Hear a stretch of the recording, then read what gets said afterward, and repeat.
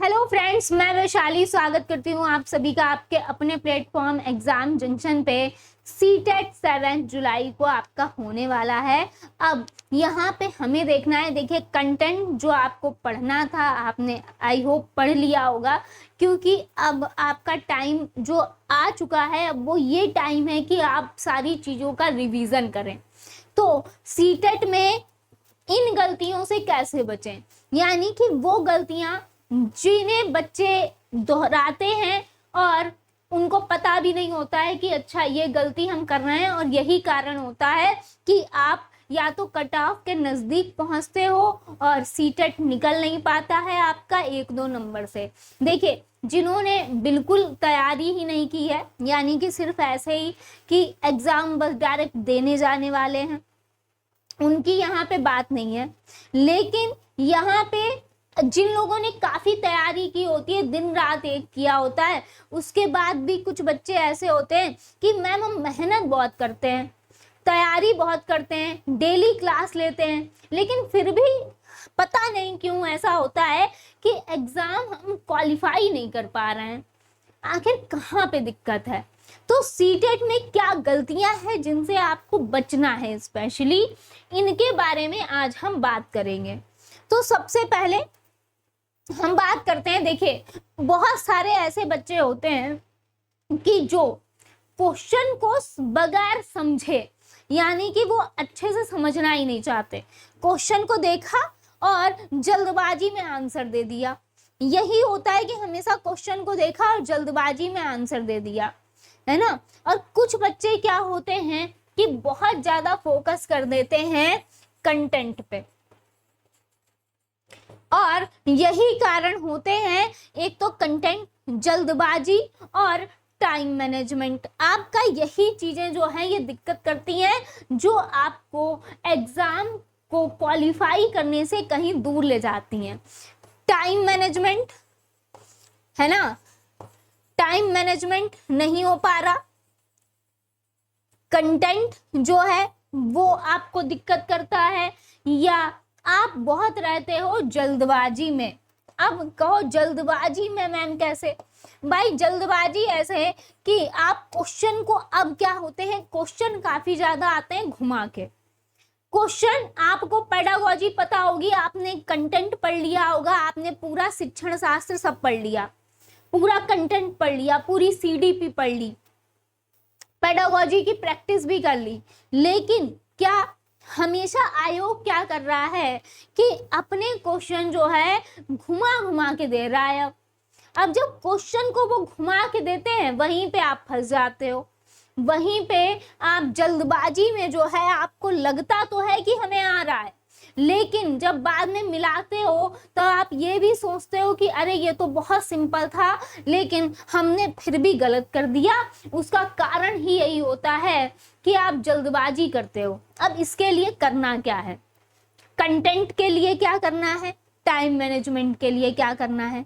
ये गलती इसलिए मत करना क्योंकि बहुत सारे बच्चे जो मार्क खाते हैं टाइम मैनेजमेंट में खाते हैं। तो टाइम को मैनेज करके आपको अभी से चलना है। ये मत करना कि आप सिर्फ कंटेंट लगा रहे हो, है ना, PYQ कंटेंट देख रहे हो, प्रीवियस ईयर देख रहे हो, और यहाँ पे आप क्या कर रहे हो, पेडागोजी देख रहे हो। लेकिन एक जो सबसे ज्यादा इंपॉर्टेंट होता है, जो कि होता है हमारा टाइम मैनेजमेंट, वो आप फोकस ही नहीं करते हो एग्जाम से पहले, जो कि हमारा आता है टाइम का। टाइम को हमें कैसे मैनेज करना है, पूरा जो आपका कहा जाता है 150 नंबर है, 150 क्वेश्चन है, ठीक टाइम है एकदम, लेकिन आपने एग्जाम से पहले उस टाइम मैनेजमेंट पे ध्यान ही नहीं दिया। आपने ध्यान दिया कंटेंट पे, आपने ध्यान दिया प्रीवियस ईयर पे, आपने ध्यान दिया पेडागोजी पे, आपने खूब पढ़ाई की, खूब पढ़ाई की, दिन रात एक कर दिया, इसमें दिन रात एक कर दिया, लेकिन अंततः गत्वा हुआ क्या कि जब एग्जाम दिया वहां टाइम मैनेजमेंट में फेल हो गए। अब आप आके कहते क्या हो, ये पिछली बार भी हुआ था, मेरे ही काफी ऐसे स्टूडेंट थे कि मैम आपका पढ़ाया हुआ सब आया, जो हमारे पास जितना भी कंटेंट था हम सब पढ़ के गए, सब कुछ अच्छा था, लेकिन प्रॉब्लम क्या आई कि मैम टाइम कम पड़ गया। भाई टाइम कम नहीं पड़ा, ये आपकी गलती थी, टाइम एकदम सही है, टाइम एकदम सही है, टाइम कम है ही नहीं भाई, 2.5 घंटा मिल रहा है आपको, है ना यहाँ पर, और यहाँ पर उसके साथ साथ आपको यहाँ पर 150 आपके क्वेश्चन है, 1 मिनट है एक क्वेश्चन के लिए, बहुत है। लेकिन आप दिक्कत खुद हो इसलिए क्योंकि आपने इस टाइम मैनेजमेंट को अपने एग्जाम से पहले देखा ही नहीं, समझा ही नहीं, है ना। तो यहाँ पे पहली बात, जब भी आप प्रीवियस ईयर लगाओ तो हमेशा प्रीवियस ईयर, अब आपने देखिए जो कंटेंट पढ़ना है, जो तैयारी करनी थी, जिसको करनी होगी सही में, उन्होंने अब तक कर लिया होगा, कंटेंट अच्छे से समझ लिया होगा, पढ़ लिया होगा, पेडागोजी भी करी होगी। अब जब PYQ लगाएं, सबसे पहले एक ही काम, PYQs ही लगाइए, बट टाइम के साथ लगाइए। इससे क्या होगा, अब कहो इससे क्या होगा मैम, इससे ये होगा कि आप टाइम को मैनेज करना सीख जाओगे, क्योंकि आपको जितना टाइम वहां मिल रहा है उतना ही टाइम आपको यहाँ पर भी लेना है, पहली बात। अब आते हैं यहाँ पे कुछ बच्चे, सेकंड पॉइंट क्या होता है, कुछ बच्चे जो हैं ये फोकस कर जाते हैं सिर्फ और सिर्फ बेसिकली कंटेंट पे, कंटेंट, वो भी कंटेंट जो कि आप गलत पढ़ रहे हो। गलत कैसे पढ़ रहे हो, यहाँ पे कुछ लोग इंग्लिश में कंटेंट पढ़ रहे हैं, है ना, संस्कृत में पढ़ रहे हैं, है ना, कुछ लोग हिंदी में पढ़ रहे हैं। अब हिंदी में समास, संधि, तद्भव, तत्सम जैसे हमसे भी बच्चों ने बहुत क्लास मांगी, तो हमने एक क्लास उनको बना के दी उनकी खुशी के लिए, है ना। तो यहाँ पे संधि, समास, ये यहाँ पर इंग्लिश में, यहाँ पर संज्ञा, सर्वनाम, यहाँ पे ग्रामर में फंसे पड़े हो, है ना, ग्रामर में फंसे पड़े हो इसमें। तो भाई ग्रामर में इसमें अगर फंसे हुए हो तो इसमें क्या ग्रामर की आवश्यकता भी है, कभी ये सोचा है आपने। अब पढ़ रहे हो आप यहाँ पे, भाई पर्यायवाची आपने 1000 याद कर लिए, यहाँ पर विलोम आपने 100 याद कर लिए, लेकिन आपको जो करना था वही आपने नहीं किया। करना क्या था, आता क्या है इसमें, आता है पैराग्राफ, है ना, और पैराग्राफ जो आता है ये आता है 15 नंबर का, और यहाँ पे 15 नंबर और 15 नंबर की पेडागोजी आती है, ठीक है। अब इसमें यहाँ पर आपने तो क्योंकि कंटेंट पढ़ रहे थे, विलोम देख रहे हो, एक शब्द देख रहे हो, संधि, समास सब पढ़ डाला, अब कहो कि नंबर कमाए। नंबर क्यों कमाए, क्योंकि पढ़ना आपको क्या था भाई, NCERT बुक पढ़ लो, पैराग्राफ रीडिंग, यहाँ पे जो है पैराग्राफ के लिए सबसे अच्छा, तो सबसे पहले तो आपकी रीडिंग अच्छी होनी चाहिए, रीडिंग अच्छी होनी चाहिए, आप अच्छे से पढ़ पाओ। और इसके लिए आपको सबसे अच्छा है कि NCERT के यहाँ पर अगर हम बात करें तो जैसे इंग्लिश पढ़ो, समाचार पत्र है, यहाँ पर इस टाइप से आप रीडिंग स्किल को अपना अच्छा करते। रीडिंग स्किल को अच्छा करने के बाद यहाँ पे अगर हम बात करें तो NCERT में जो पैराग्राफ्स दिए होते हैं, जो आपको लेसन्स दिए होते हैं, वो उनको देखो, उनको पढ़ो, और उन्हीं में से आ जाते हैं क्वेश्चन। भाई ग्रामर बहुत ही लिमिटेड लेवल की आती है, वो भी नॉर्मल आती है। क्या संज्ञा नहीं बता पाओगे, क्या सर्वनाम नहीं बता पाओगे, क्या समास बेसिक होता है, जो आपने बेसिक पढ़ा होगा। और अगर बेसिक नहीं पढ़ा है तो एक बार नॉर्मल बेसिक सा देख लो बस, लेकिन इस पे फुल फोकस मत चले जाओ, क्योंकि करना क्या है आपको, पैराग्राफ आप कितनी जल्दी सॉल्व कर सकते हो, इसके लिए NCERT या यहाँ पर जितने भी प्रीवियस ईयर में आए हुए पैराग्राफ हैं, प्रीवियस ईयर में आए हुए पैरा हैं, उनको देख लो। भाई इंग्लिश है आपके पास, संस्कृत है आपके पास, हिंदी है आपके पास, जितने भी प्रीवियस ईयर में पैराग्राफ आए हैं उनको सॉल्व करो। कितनी जल्दी सॉल्व कर लेते हो, उनसे पढ़ो। और ग्रामर के रहे कुछ क्वेश्चन की बात, तो वो हो सकता है कि आपके प्रीवियस ईयर में ही उठा के दे दे, प्रीवियस ईयर से ही आ जाए, तो उस पे बहुत ओवर अगर आप अपना टाइम वेस्ट कर रहे हो तो वो टाइम वेस्ट ही है। एटलीस्ट यहाँ पे आपको टाइम देना कहाँ है, अगर कंटेंट पे देना है तो आपको टाइम देना चाहिए किस पे, मैथ्स पे। जिनकी मैथ कमजोर है उनको, खासकर अगर प्राइमरी में तो आती ही आती है, जूनियर में अगर आपके पास मैथ साइंस है, ये हम बात कर रहे हैं किसकी, प्राइमरी की, और अगर जूनियर में आपके पास मैथ और साइंस है ना, तो काफी तगड़ा आता है यहाँ पे। तो आपको फोकस करना है यहाँ पे मैथ्स या मैथ साइंस। अगर आपके पास जूनियर में है तो यहाँ पे साइंस को बेहतरीन ढंग से यहाँ पे कंटेंट तैयार करना है, जो कि एनसीईआरटी लेवल का ही होगा।